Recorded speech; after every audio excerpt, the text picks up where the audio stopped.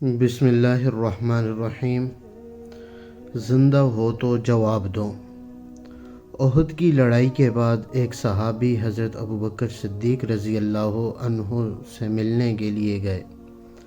انہوں نے دیکھا ان کے سینے پر ایک ننھی سی بچی لیٹی ہوئی ہے اور وہ اسے پیار کر رہے ہیں، بار بار چوم رہے ہیں۔ ملاقات کے لیے آنے والے صحابی نے ان سے پوچھا، اے ابابکر، یہ بچی کون ہے؟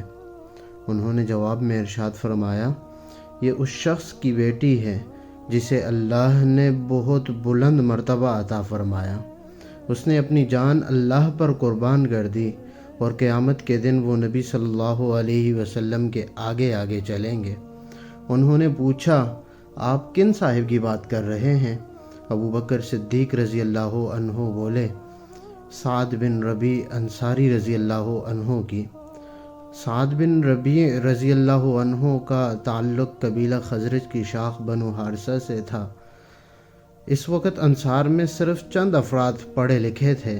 حضرت سعد بن ربیع رضی اللہ عنہ بھی ان میں سے ایک تھے۔ گھرانہ بھی دولت مند تھا۔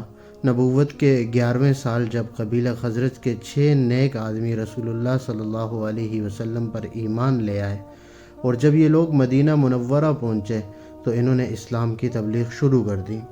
اسلام کی دعوت حضرت سعد رضی اللہ تعالیٰ عنہ کے کانوں تک پہنچی۔ انہوں نے بغیر کسی جھجک کے اس دعوت کو قبول کر لیا۔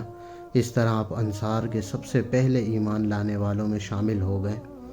اگلے سال جب حج کے دن آئے تو ان 6 افراد کی محنت سے جو لوگ تیار ہوئے تھے وہ نبی کریم صلی اللہ علیہ وسلم سے بیعت کرنے کے لیے مکہ پہنچے۔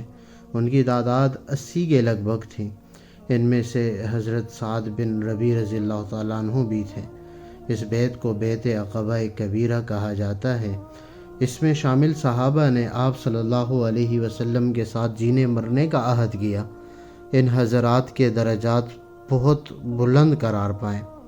بھائی چارے کے وقت حضرت عبد الرحمن بن عوف رضی اللہ عنہ کا بھائی حضرت سعد بن ربیع رضی اللہ عنہ کو بنایا گیا۔ اس بھائی چارے کے بعد حضرت سعد رضی اللہ تعالیٰ عنہ نے جس خلوص کا اظہار کیا، دنیا کی تاریخ میں اس کی مثال نہیں مل سکتی۔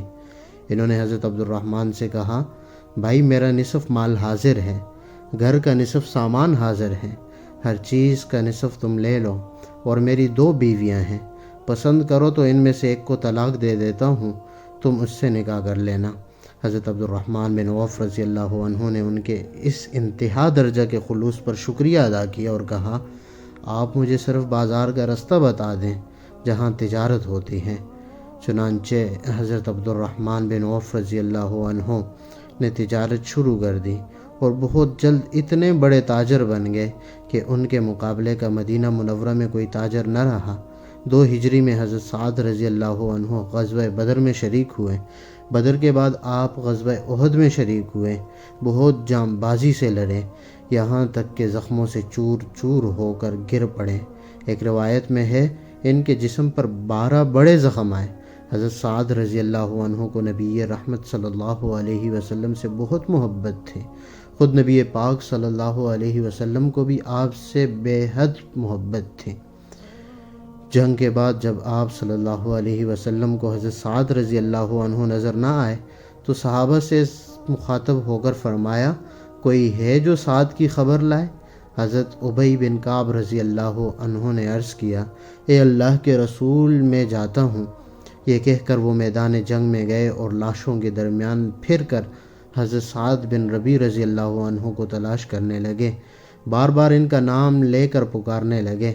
آخر بلند آواز میں پکارے، سعد، اگر زندہ ہو تو آواز دو، مجھے رسول اللہ صلی اللہ علیہ وسلم نے تمہاری تلاش میں بھیجا ہے۔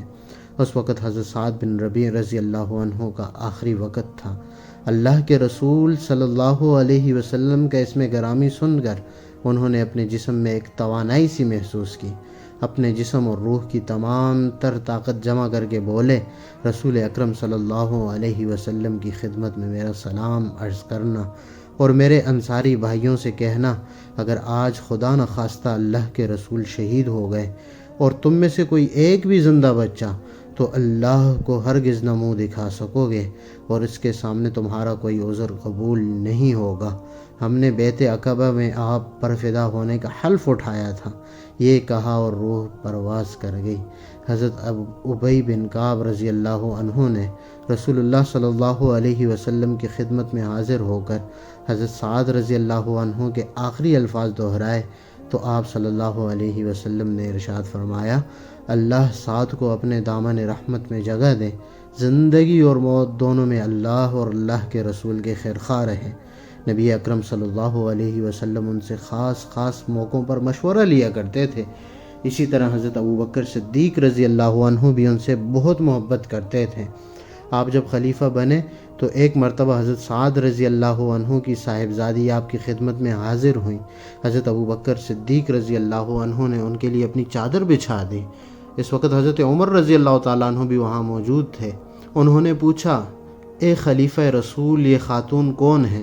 حضرت ابوبکر صدیق رضی اللہ تعالیٰ عنہ نے فرمایا، یہ اس شخص کی بیٹی ہے جو ہم دونوں سے بہتر تھا۔